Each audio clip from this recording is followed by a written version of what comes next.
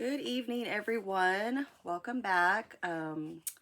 Missed you guys last week. Sorry that I was not able to make it in country. And so we will have video tonight, but next week you will have me live via Zoom because I will be in country next Monday night.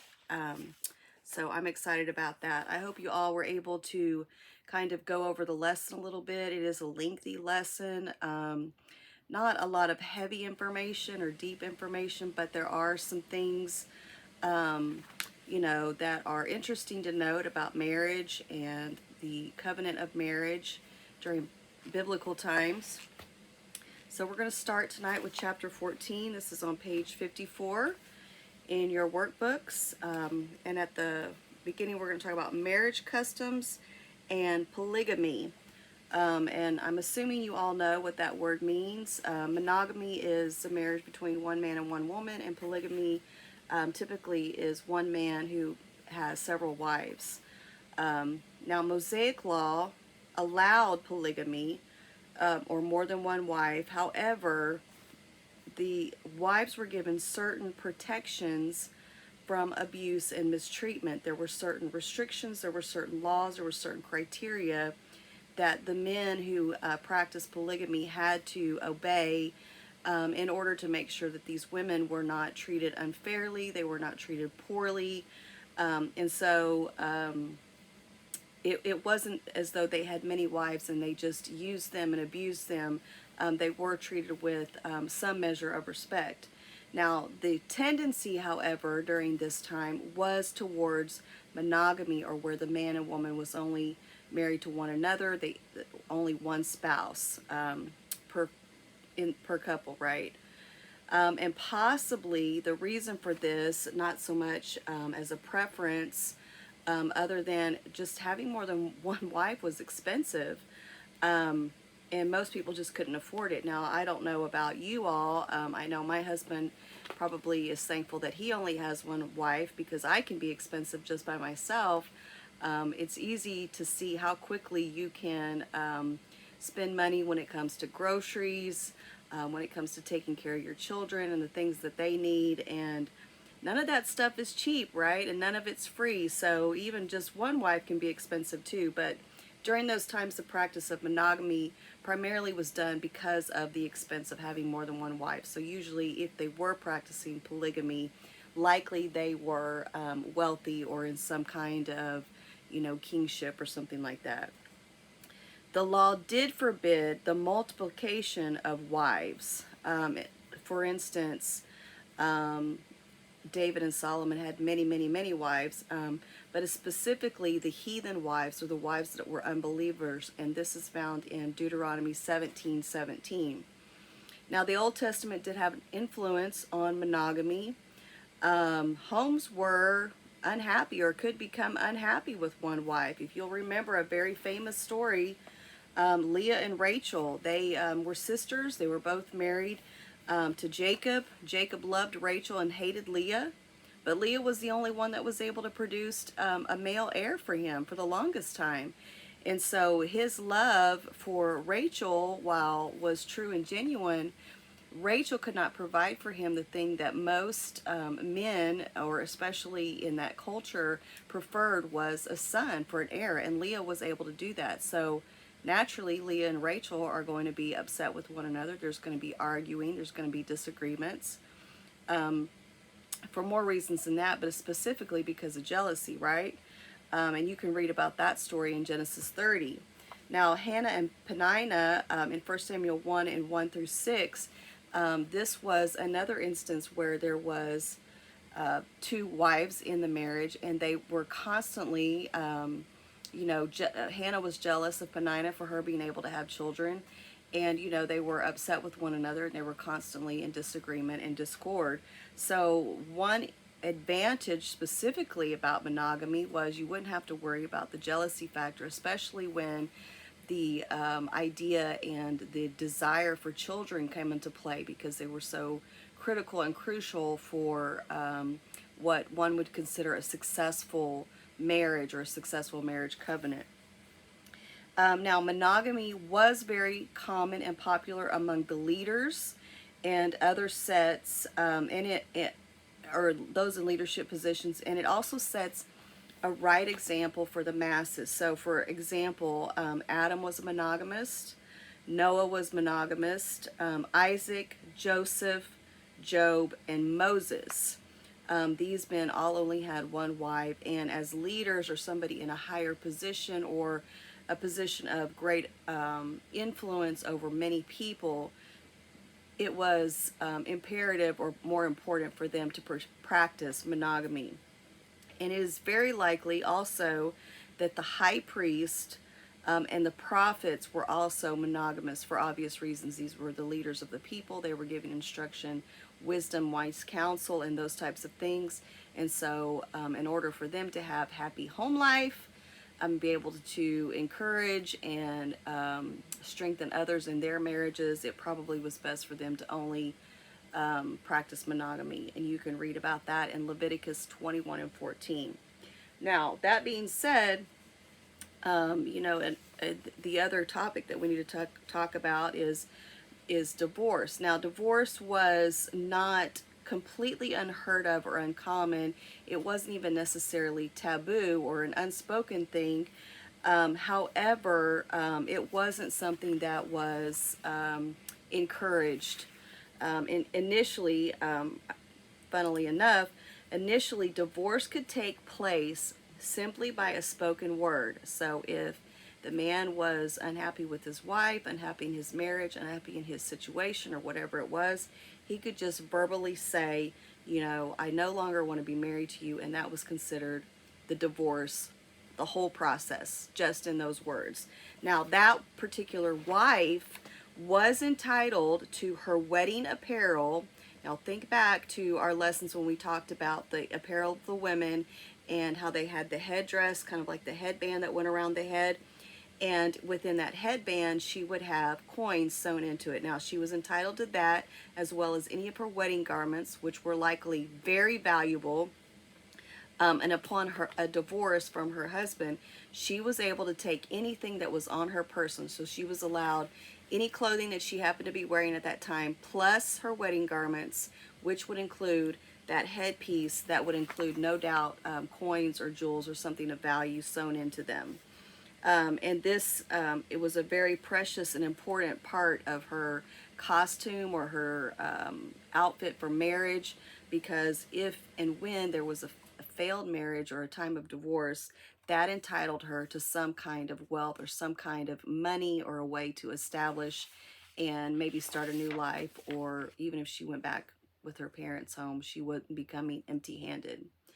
Now, the law of Moses comes into effect, and this limited the power of the husband to divorce his wife by requiring him to give a written bill of divorcement. So now it was no longer just you could say it verbally and it was done. Now it required a written bill of divorcement, something that was in fact, written down. This is found in Deuteronomy 21 and 1. Now, adultery was not a means for divorce. Rather, it was punishable by death. This is found Leviticus 20 and 10 and Deuteronomy 22:22. And typically the death would be by stoning. Now, if a man found something that he didn't like about her, he didn't like, maybe the way she cooked or her attitude or her personality, he could serve a bill of divorcement, and this made it possible for her to marry another man, found Deuteronomy 24 and 2. Now, if she were unfaithful, she was going to be stoned. However, if he was unfaithful, he was only guilty of invading the rights of another man. His wife was not allowed to divorce him for unfaithfulness. So if you were in a marriage relationship and your husband was being unfaithful to you, the wife had no right to divorce her. And he would be guilty of the crime, not necessarily of adultery, but the fact that he was infringing upon the rights of another man, which I think is a little skewed or a little unfair when it comes to that particular thing, that it's okay for him, but it's not okay for her. And it was a very heavy thing to consider divorce, and it was very much frowned upon, although it was possible to achieve divorce if you were stuck in an unhappy marriage or a failed marriage. Now, according to the New Testament covenant, the laws for divorce were done away with, and unfaithfulness was the only grounds for divorce. Now, remember, initially I had said that adultery was not a means for divorce. This is under the Mosaic law. However, according to New Testament covenant, New Testament law, the only grounds for divorce was unfaithfulness, adultery, found in Matthew 5:31 and 32.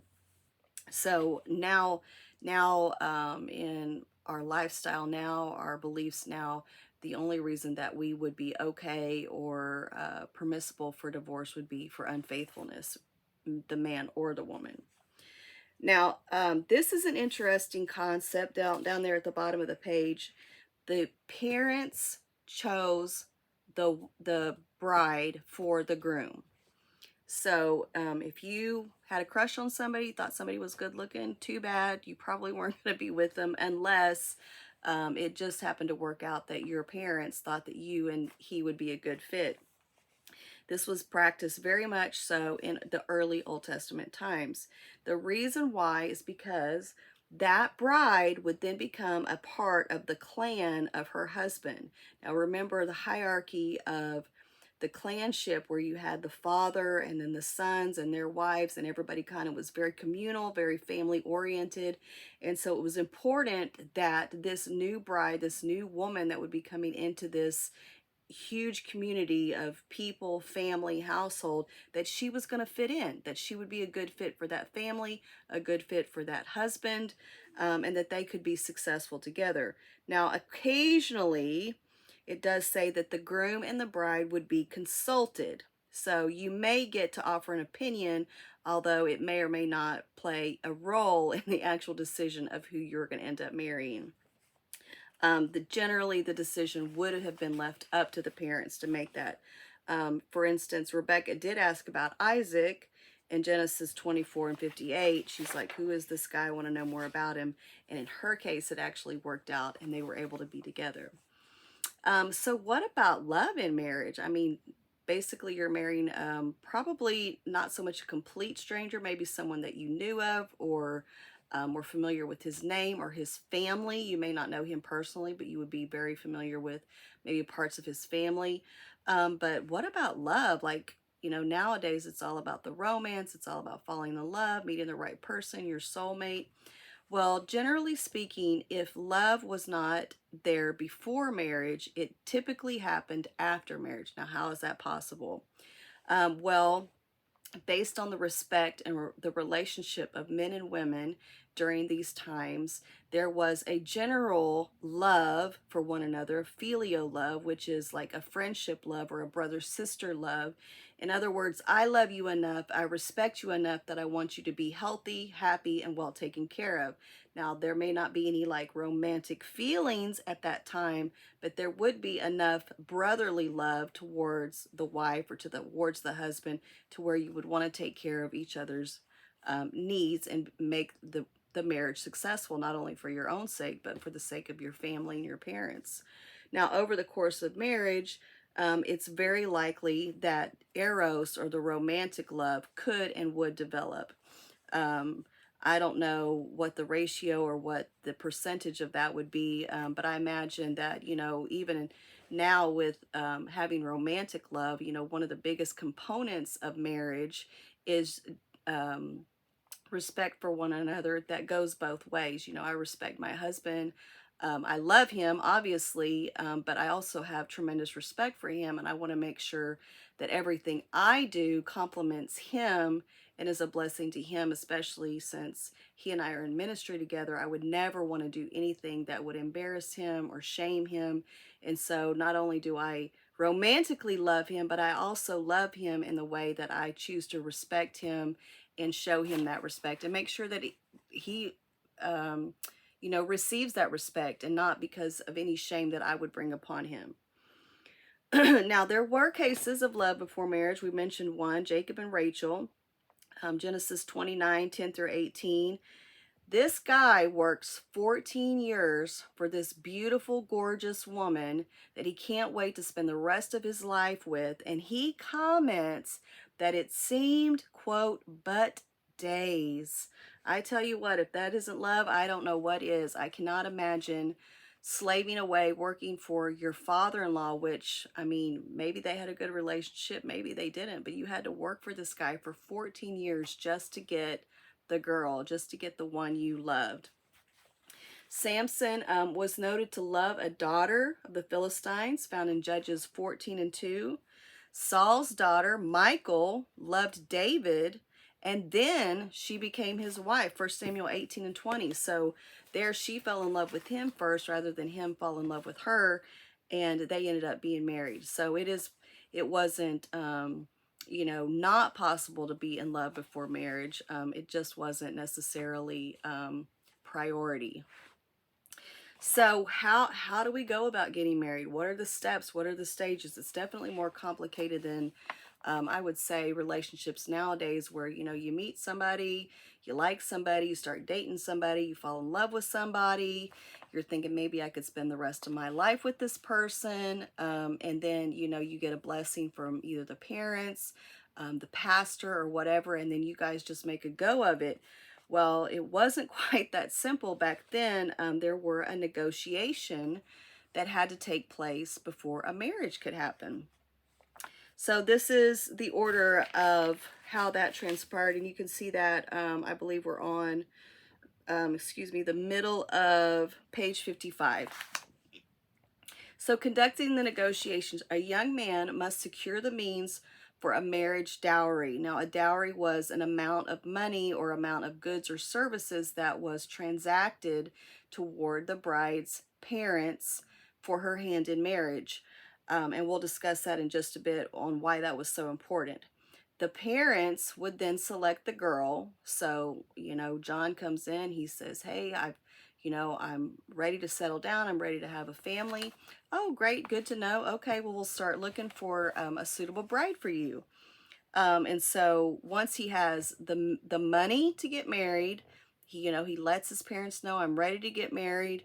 And then they go about the process of selecting his bride. And then, and only then, once she is chosen, do negotiations begin. How does this happen? How does this work? Well, a friend of the bridegroom, which I'm assuming must be some kind of form or initial thought of what we would term the best man in the wedding.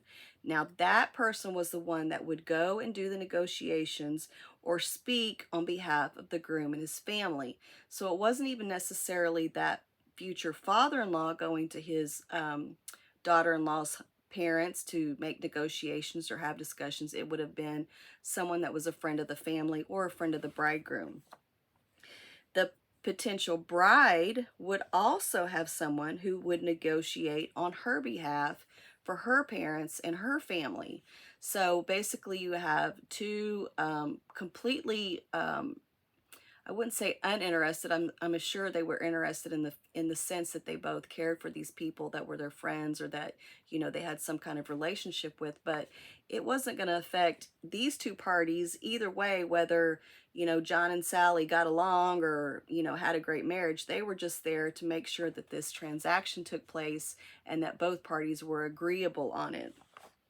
So drinks would be offered, and remember we talked about, drinking and eating, how it was a sign of a covenant, but they would not be taken until they had reached an agreement. So there would be sitting on the table, they would make discussion, and once they arrived in an agreement, yes, she can have, or he can have her, here's the dowry that we've agreed to pay, and then they would take the drink. In Genesis 24:33, Abraham's servant had been offered food when negotiating for Rebekah. This is part of Rebekah and Isaac's story, but he refused until he had completed his errand. So he said, we're not ready to make a covenant yet because we haven't come to agreement, but once we do, then we will go ahead and partake and seal that covenant with the food. Now, once they agree, they would drink, and that would seal the covenant between the two families. Now, the dowry. Now, we talked about this, what a dowry was. It was a transaction of, cash, sometimes crops, potentially cattle or some kind of livestock, and it could even be services that would be exchanged. So a dowry was when a family would give their daughter away in marriage. They would be effectively diminishing or lessening the efficiency of that family. Think about it, because the young men and the young women within a family unit or within that clan or within that tribe, they would be used to do a lot of the household chores, a lot of the household work. Some of the young women would be responsible for watching the flocks and the sheep. And so it was important to have those family members, those children, the young women or the young men in place in order that that particular household could function smoothly and operate successfully. So the young woman would have many responsibilities in the home. When they were unmarried, they were basically taking from their parents' home or their family's home, and then they were blessing or increasing the home of the groom and his family. So then they would become more efficient, more successful, accelerate maybe more financially or whatever, because now they had an extra set of hands to work. So while one family was losing a member, not only just a member of the family, someone they loved and cared about, they were also losing a worker, or somebody that was able to provide and keep that family functioning successfully and efficiently. And so because of this, there needed to be a balance, and therefore a dowry was exchanged. So I'm taking something from you and taking your daughter, but I'm going to give unto you either cash or livestock or whatever it was that they had agreed upon. So it would be a way to compensate for the loss of that bride to her family. So an example of dowry may not be, money or flocks or livestock or whatever, but it could be services. Again, we go back to the story of Jacob serving Laban for 7 years. And initially he served 7. He ended up with Leah. He serves an additional 7 for Rachel. This was part of the dowry. Now, this is an interesting story in the sense that there was no money that took place. So Jacob did not have a financial dowry to exchange for for Leah or Rachel. Therefore, his value add that he gave to that family in the sense of a dowry was his labor that he gave to Laban and his clan, his tribe, the people within his group. This is found in Genesis 29 and 18. Now King Saul asked David for the lives of 100 of the enemy Philistines for the hand of Michal. Remember, Michal falls in love with David. She says, I want him to be my husband. Saul says, okay, you can have him, but David, I'm going to require from you 100 lives of our enemies, the Philistines. This is found in 1 Samuel 18 and 25. So that was a significant part of the negotiations. What is a way for you to compensate for the loss of this bride from our family, this girl, this daughter, this treasured, besides our love for her, we're also losing a really important part of our family that's making it functional and operate smoothly. Now, the bride was also given a portion of dowry. And remember, we talked about the headgear. We discussed that at the beginning of this lesson and again several lessons back. And usually it would include some kind of coin or jewel, usually coins, and this was likely part of her dowry. Now, in cases of divorce, remember we talked about this, she was allowed to take her wedding garments, so anything she had on when she got married, including that headgear, and also anything on her person. And this may be, or could possibly be, the only means of money or sustenance that she might have if she were to find herself in a failed marriage. Now remember the woman who had lost the 1 coin, right? She had 10 coins, she loses the 1. Likely this was part of her dowry, and she knew that without this, that she could be, it would not, she already had meager wealth to begin with. You lose 1 and now you've got 9 left, and well, you've got to safeguard what you have. That's why she was so frantic in order to find that, because it meant that there was a loss of her own personal income, her own personal wealth or sustenance at that time. So another portion of the dowry was the father of the bride would also give a dowry to his daughter. Now, Rebecca's daughter, or excuse me, Rebecca's father rather, gave her a nurse and damsels to serve her when she married Isaac in Genesis 24:59 through 61. And Caleb gave his daughter a field of springs for her dowry, found in Judges 1 and 5. Now remember, going back to Jacob and Rachel, because there was no money that exchanged place, um, basically Rachel and Leah felt like they had been robbed from their father because they didn't receive anything. And so that's why, if you'll remember the story, you'll go back, why she took the household gods and idols. And we discussed this in a previous lesson. That was a way for her to claim ownership or legal acclaim for her husband to be able to have a right of inheritance to her father's wealth or whatever when he passed. So because there was not a financial exchange, Rachel and Leah were basically like, we have nothing. If something were to happen, between us and our husband, then what do we have? We have nothing. So that was why that was so significant, that she would have taken that from her father. It wasn't even so much likely that she wanted to worship and celebrate those little idols.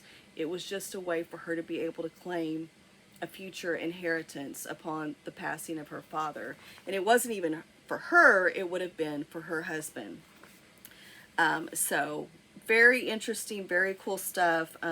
Again, I say this many, many times when we're going over these lessons. When you learn these little bitty nuggets of truth or these nuggets of history surrounding some of the customs and the things, the practices that took place in the Old Testament or during biblical times, it really creates a sense of understanding that we don't normally get when we're reading about these or when we're preaching or teaching about them. It adds a level of, wow, okay, so this is why, number one, why would this even be mentioned in the Bible? Well, these are some of the reasons why. This is why it was significant, because it has such a deep-seated root to their belief system, to their religion, to the way they practice, their laws and different things.